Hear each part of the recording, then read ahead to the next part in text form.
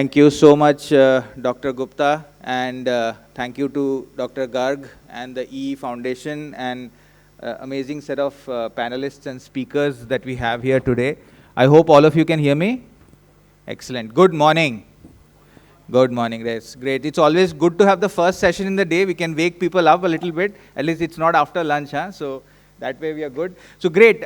Thank you to Dr. Gupta for introducing me. I'll speak on the topic which is around solutions in LNG, PNG, CGD in the current setting, right? And in fact, the agenda that I have is around, we live in turbulent times, right? So what does that mean for us from our energy? And in particular, I'll focus most on gas. There is, of course, the other topic on coal and coal-bed methane as well. So interestingly, you're covering coal and gas in the same session, which is actually very relevant to that extent. I'll talk a little bit about the longer-term trends of gas as well, and then focus on some of the solutions in this context of what are we facing now, what are we looking for in the future, and just conclude with some thoughts on way forward. So, starting with where we are, this just is a snapshot of, pictures from that you've seen from news everywhere, right? The conflict happened. It is, 6 weeks old now. We just heard of a ceasefire today between Israel and Lebanon. It is not, a single country. It's not US, Iran or Israel, Iran. It is actually a Middle East conflict, right? There is conflict that's happening on the northern side of Israel, on the southern side as well. So it's across, and of course the impact is happening, which is what you can see in the middle, right? Where we are seeing both crude prices going up, LPG shortage, as you can see cylinders show very heavy on the picture in the center. And of course the fact that eventually many of the oil companies, the oil marketing companies are suffering losses because, the input prices have significantly gone up. So one is the price volatility. The second is the whole ability to manage the supply side shock that has happened because some of the inputs are not there. Whatever you are having, how are you able to best reach it to consumers in India? Because again, India is a significant energy intensive country, right? I mean, compared to other global markets, it's lesser so if you look at it from a GDP per energy capita intensity, but still, I mean, energy drives everything. This room that we are sitting in, some of the bottles that have been created, a lot of the material is significantly energy dependent, right? So to that extent, these are having direct impact both on supply chain, pricing, and profitability going forward. To bring this into a little starker, contrast, I'll just show what has happened on the crude prices, right? This is as of earlier in the week when I had made this presentation. So I think this is as of Monday. So clearly, prices shot up, right? I don't know if I can show it here. No, I don't think it has a pointer. But that's okay. The point I was trying to highlight here is, if you see in the latest these things, we are in somewhere in the $95 to $100 crude range. It might go down a little further now with that short-term ceasefire talks, potential of another second peace talk coming up. But we did hit close to $118, $120 crude, right? So something that is impacting on a key input to many of our processes, whether that's energy, for petrochemicals, for plastics. That's the crude side. Of course, the topic today is about gas. Now, if you look at gas, gas, of course, is much more globally traded, same as crude, of course. But again, there are certain hubs, right? So there is, of course, the US Henry hub, which is, you see the line on the bottom. Then you have the TTM, which is kind of same as the JKM. TTF is in Rotterdam, in the Europe. And JKM is, of course, the Japan-Korea blend that is tracked, because again, primarily because those are significant import-heavy countries and pricing set from an Asia standpoint, right? So if you can see, since the conflict that has happened, both the Asian and the European prices have shot up 40–50%. Henry Hub has kind of moderated a bit. This is, of course, the numbers on top are year on year, so from March to March. In fact, that's the other interesting thing. What we've seen is, we had a fairly decent year, if you look at it from a financial year perspective, because in India, of course, the financial year ends in March. Till 11 months of the 12 months of FY, we were okay. And then February 28th happened, right? So, and then, many of the profits that any of our oil companies, Indian companies, have had, mostly on the marketing side, I'm saying downstream, got all pretty much wiped out in the 12th month itself. And that's what you can see. So this is, of course, the data on the bottom hand is a much longer data set. This goes back to 3 years, and this is when the Ukraine crisis happened. That had a much more significant impact on gas, right? Because again, we are talking about Europe, which is why if you can see the TTM was the highest at that point in time. It had gone above 45, 50 dollars per MBTU. And to that extent, if you look at it, it has of course come down since then. The prices so far haven't gone up because of that crisis. Europe had various mechanisms to address any shortages thereof. But in Asian markets, the impact has been significant, right? Because a large part of Middle East gas does flow into Asian aspects. India, for example, has significant long-term contracts with Qatar in Ras Laffan, which has significantly impacted. Having said that, I mean, it's again a question of relativity. LNG is probably still better off than LPG because LNG has still multiple sources, and I'll talk about that in the subsequent aspects beyond Middle East. Whereas LPG, we are significantly dependent on Saudi Arabia and Qatar to that extent. So, because again, LPG is a very India phenomenon. I don't know how many of you know how much LPG is used globally. It's not a globally traded product. I mean, it is, but not to the same extent as a crude and LNG. Right? So the concentration, there is concentration everywhere, but the concentration in LPG is that much more, and hence relatively the impact has been that much more, which is also a theme I'll talk about subsequently, which is, better off two evils, if I were to put it that way, right? So again, fossil fuels, we want to move away from fossil fuels in the longer term, but in the short term, even a shift from LPG to PNG itself will provide us with some breathing space, right? So that's one thought I would leave you with. But that's essentially what this slide talks about, right? This current phenomena is a regional phenomena. It is impacting different parts of the world in different ways. India is one of the key affected regions, and we need to take our calls of how do we address it going forward, right?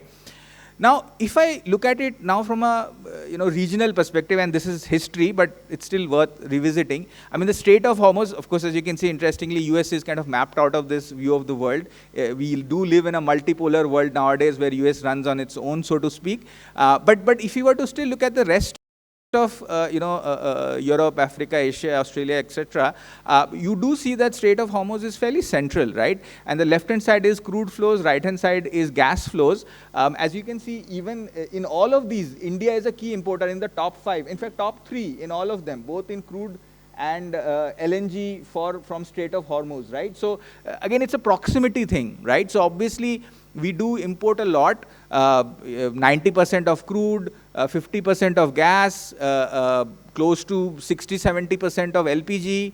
And so to that extent, our dependence to obviously our neighbors, so to speak, and Middle East is that much more to that extent. Europe on the gas side used to be fed through Russian pipeline and Ukraine to that extent. And of course, whatever else used to come through Strait of Hormuz, through Suez, etc., etc. Some of that is also getting threatened, right? So even if they are still getting supplied, maybe from Suez side, which is on this left-hand side, the Bab el-Mandab Strait, some of it is going around, which is literally doubling transit days. What used to be a 25, 30 days max transit is becoming a 45, 50 day transit that is happening. So clearly there is a supply chain impact, which is just from the trade flows that you're seeing. In now many cases, there is a supply impact itself because production itself has gone down, right? And I'll talk about it in the next phase. So there is clearly a price impact, there is a supply chain impact, and how this is then reflecting is on price, first of all, for us, right? This is some interesting analysis we had done. If you look at our LNG supply, right, a large part of it is from Qatar. I'll just explain the table here. It is, of course, crude linked. The formula that we have negotiated is crude linked, straight line with Brent, plus a 60-cent additional. Then, of course, you have transportation, terminal, regas, etc. Current volumes that we have, I have assumed the same volumes continuing in March and April. If you multiply that, the delivered price, what has gone up, into the volumes that we are expecting, we are seeing 60 to 70% increase in our import cost. This is assuming that we are getting this volume. We are not assuming, but even if we were to get it, this is the extent of impact that is happening on imported gas coming in. Now, if you look at domestic gas, of course, our APM gas is linked as per the Parik committee, so that is, it will get renewed, I think, later this year or early next year again. But if you look at the new well gas, right, HPHT, etc., those are market linked, which is linked again 12% to Brent method, and that again is expected to go up significantly. Now, having said that, this is a smaller portion of supply. Some of the ones from Reliance, etc., will come into this. But the point remains that we are not only impacted on the LNG front import, which is 50%, but even some part of our domestic is also correspondingly getting affected going forward, right? And significant impact is coming into that extent. Even spot cargoes, which is the point on the right-hand side that I've highlighted, they have touched $20, $22. Of course, now recently, this is also a strategy, right? So not everything can be long-term, whether domestic or this thing. Spots have now actually gone down a little bit, right? And many of our oil marketing companies have good deals. So I think it's a question of, you know, using the right opportunities. In fact, I'll quote another, you know, a famous leader, Winston Churchill, where he said, you know, you should never let a good crisis to waste, right? So people are using this, and I think some steps being taken by the government are very useful. We'll talk about it from a PNG standpoint, where we have seen much more push in PNG that we have probably achieved over the last decade as such, right? While, I mean, PNGRB has done a lot of good work, but a lot of the problems on the pipe natural gas is at the local municipal level, which is now getting addressed because of this crisis situation. This is, of course, from a standpoint on the price impact. If you look at it from, again, the trade flow perspective, what this slide highlights, left-hand side is, of course, you know, the timeline. You know, in a sense, it originated the last year when US bombed Iran for their nuclear reactors in June. That did have a little bit of a spike in prices, but it was contained. However, this happened as of Feb 28, as I was highlighting, and within that 6-week period, as you can see, both in terms of Strait of Hormuz blockage, 150 plus tankers getting stranded, and just, you know, it's becoming a choke point where barely, you know, there is another statistic, but I don't have it here, where from on a daily basis, where you used to have 100 plus tankers moving, you are moving at less than 10 single digit. Right? So significant impact that has happened. What has also happened is because the bombing and then Iran retaliation impacted, some of the production facilities have gone down. Aramco's refinery has gone down. Qatar's LNG liquefaction facilities have gotten impacted. Iran's own at Al Khorj has also gotten impacted. So clearly there is a supply impact and imbalance as well coming in. How is that reflecting? The right-hand side, which is what I really wanted to stress on, the supply and the supply chain disruptions. What used to be, you know, our top 3 suppliers, Qatar being close to 40-45%, is not currently the supplier anymore. India has pivoted. I think that's a commendable job that we do need to highlight. But again, the idea being that we are managing the crisis. Can we be a little bit more structured in crisis management, because we are moving into what I call a multi-crisis world. We will move from crisis A to crisis B. It's only a question of time and the scale of that crisis. So your ability to adapt and pivot is more. Rather than treating this as a one-off, as I said, don't let this crisis to waste. Put in place those mechanisms, which I'll talk about subsequently, which will help you weather these storms better. And you will reflect that China is actually weathering this storm quite well. That is because some of those mechanisms have come into place to that extent, right? But this is essentially the point, right? I mean, India has pivoted. We have tied in with Shell. We have tied in with Africa. We have expanded our LNG sourcing criteria. And we are actually, by the way, also doing some degree of spot as well, which is happening. And of course, that is true for both LPG and crude. But I want to keep our discussion more focused on the LNG side. Now, this is, as I said, in terms of the supply, in terms of the pricing that we are seeing. If we now then look at from a perspective of downstream from here, right? It is not just the basic energy input and the feedstock to that extent, but it is impacting many, and this is just a direct, there is a second degree of impact. I'm not even talking about things like helium, on mobility costs and freight, etc. For example, ship charter costs have gone up almost double, at least 70% to that extent. But let us look at the first direct impact, which is downstream, where gas is used, right? Fertilizer has the direct impact. Of course, in a sense, the good part for, I guess, the consumers, not so much for the government, is urea is subsidized, right? So some of it will be absorbed, but it will balloon up our subsidy bill, right? But it is also having a parallel impact on NPK, right? So not the PK part, the potassium and phosphorus-based, phosphate-based fertilizers, where their profitability is also getting impacted because there is a degree of gas usage there is as well, and energy impact which is happening throughout.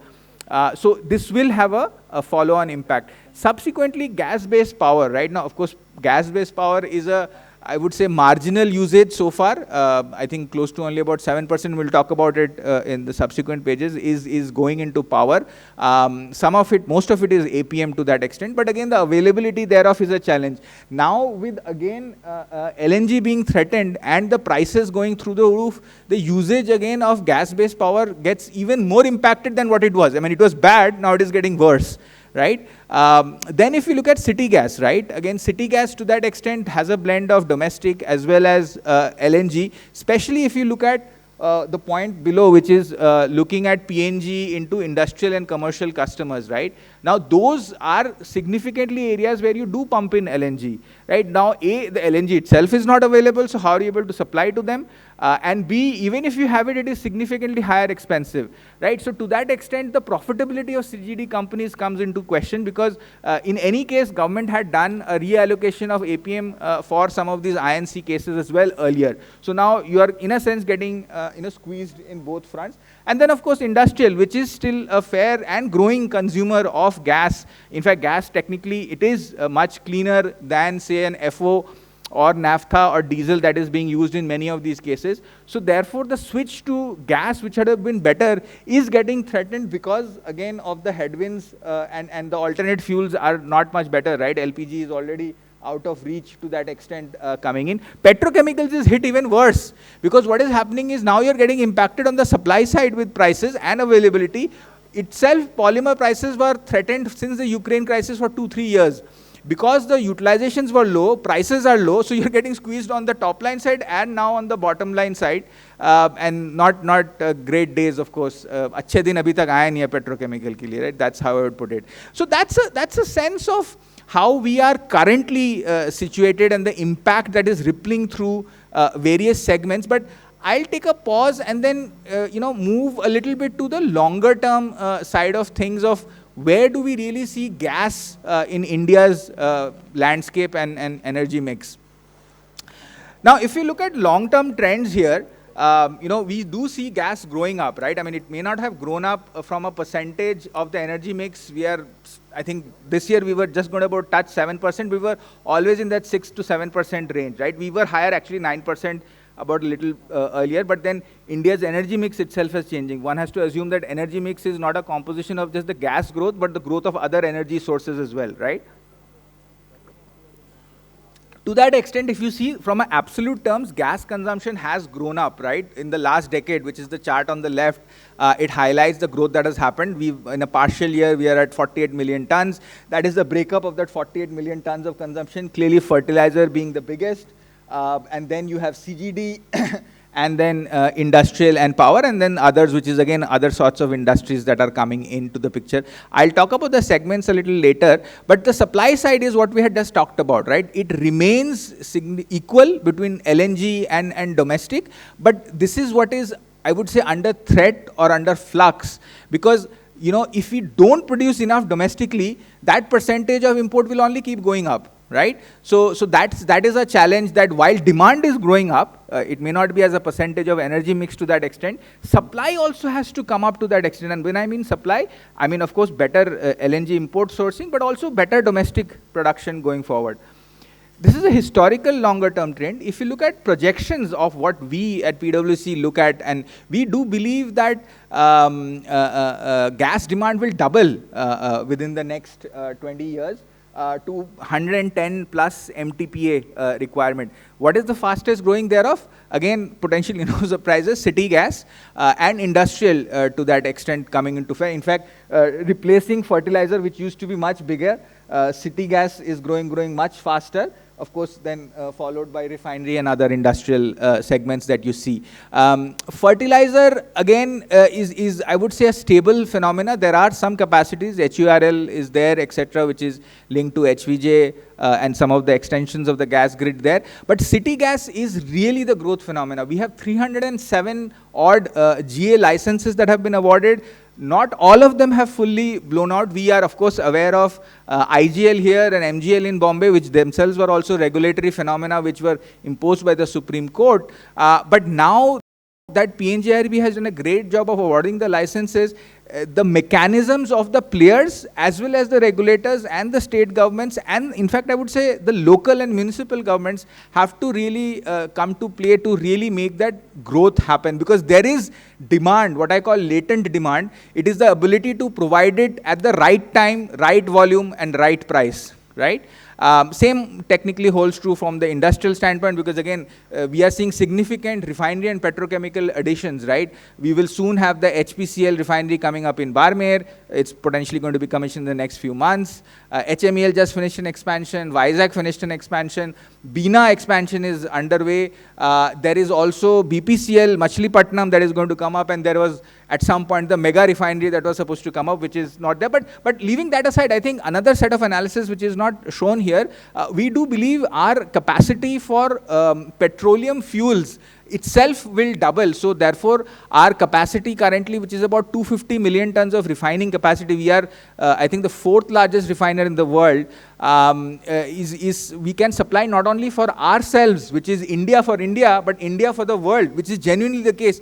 See the challenges that are being faced in Vietnam, and I mean, to our next door neighbor Pakistan as well, right? There is literally no new refinery that is being set up in Europe. Even in the US, the refinery that is being talked about is something that Reliance is expected to set up. Now, we don't know whether that's going to happen or not, but the point is, India is there every year. It is a capability we have, and we see significant growth going forward. So with that perspectives on, the longer term growth trends and, the positive potential that is there, I wanted to spend the next few minutes just quickly highlighting some of the solutions that we could look at. The first set is around what we could do to benefit gas, right? And the second set is a little bit about how gas could benefit us, right? Because we do believe in, at least what I've talked through, that we do consume a fair degree of gas and we will continue to consume a fair degree of gas.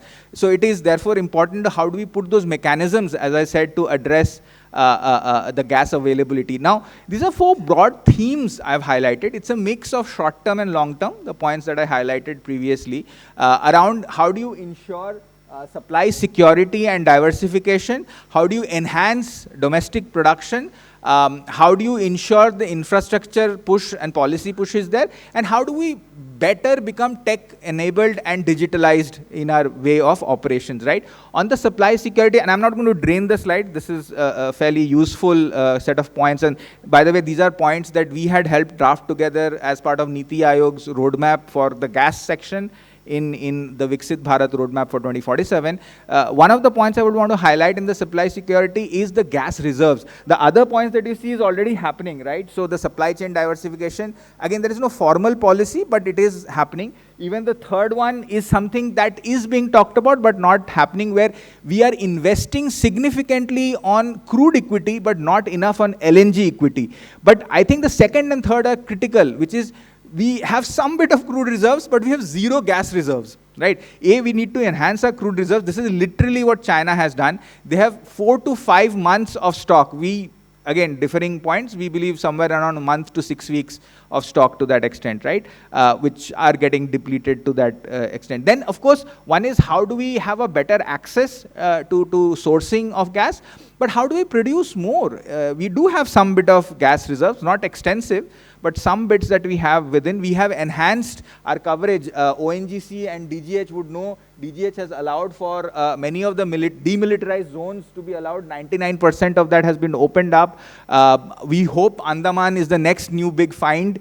We will see soon enough, but enough dollars have to be put into the exploration side, which is not happening. And that's where our hope is on, again, on Samudra Manthan, where we hope government will come out with a specific scheme around investments and incentives thereof. But in any case, the scheme is there, so the mission is there, and there is also the Oil Field Development Act, which we hope will be executed, making not just Indian players, but international players also worth entering India. See, nobody disputes India's potential. It is the ability to do business which stops an Exxon or a Chevron to come in. Everybody will say, yes, I like it, but they will say, if I can do it easier in Guyana, why should I do it in India, right? It's a question of, you know, what are the strengths and weaknesses thereof. And infrastructure push, as we get supply, whether it's external or domestic, we do need to get our pipeline together. We still don't have a full gas grid. We still don't have the CGD network in place. We still don't have the fiscal and tax incentives of GST. I know this will, I mean, maybe to this audience it goes, but it still falls on deaf ears to the right audiences. And then, of course, the things that we can do, which is around digitalization, whether it's on AI-based customer billing, bringing in efficiency. If you're getting squeezed on your bottom line, you can enhance that buffer through how efficiently you can run it, and also through your price hedging and volatility, which again, restrictions are there. This is a broad playbook, I would say, that we suggest to many of our clients. But the next set that I want to talk about in the next couple of minutes is around things that gas really can do overall for the economy and the sector.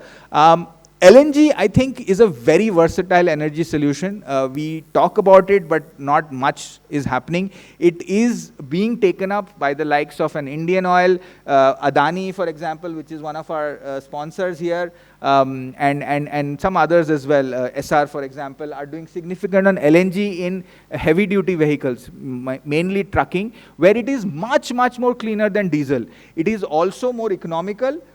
You will also need, in some cases, the mileage can go up to 800, 900 kilometers, and hence refueling is that much more. You're able to run smoother, along with the infrastructure push of freight corridors that Morth and the Minister, Mr. Gadkari, are pushing. You need to not only have the infra, but you need to have the right mobility mechanism, and that is where LNG comes in as a key fuel there.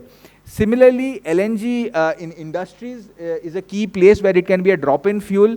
It can completely replace fuel oils. It can replace naphtha, again, boilers, etc. Coal, of course, to that extent. So clearly, the delta improvement that comes in from a cost as well as the greening perspective that comes into play. And of course, the point that LNG, because it is liquefied, is more transportable. Right? And hence, you don't potentially need pipelines to that extent, of course, of the right volumes, and could be done through cascades and tankers, which also links to the last point here, which is the setup of virtual pipelines, right? So not only LNG to industries, but LNG to remote areas through, again, cascade and tanker systems, which are being done from the likes of an AGNP, Pratham, Think Gas, and others, are trying to do that. You can set up a micro LNG terminal, right, have the right tankers, submit at least to the 300 to 400 kilometer range, and ensure that you're able to switch to gas to that extent. The second element I wanted to highlight in terms of a solution that gas could provide is on the PNG side, right?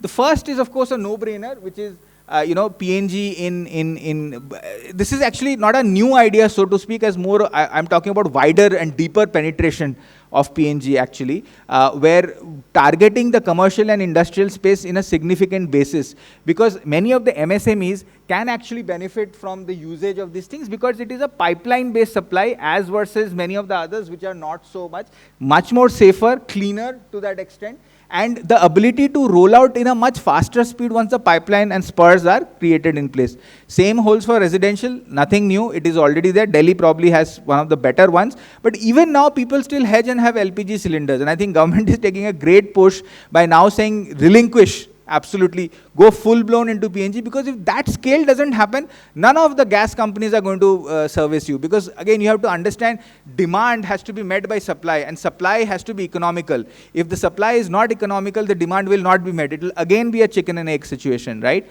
So that clearly, and of course, the third, which is somewhat of a new avenue where we are seeing PNG in cogen, which can again link back to significant impact on commercial and industrial, where you can have PNG for electricity, small powers, as well as cogen plants which can give waste heat, which can go for steam. So it has a dual benefit. You are able to run on electricity, you are able to get waste heat, get more savings, get up to 70 to 85% more efficiency in the combined cycle. And it can run as contained or what we call distributed energy setups, which is again been a key dream. We've talked about it in terms of microgrids. We've talked about it in terms of solar. Solar, of course, has the challenge of peak capacity. To get to peak capacity in distributed settings, it does not become contained. It becomes larger solar farms, even in a small complex setting. Hence, which is where cogen facilities make a key play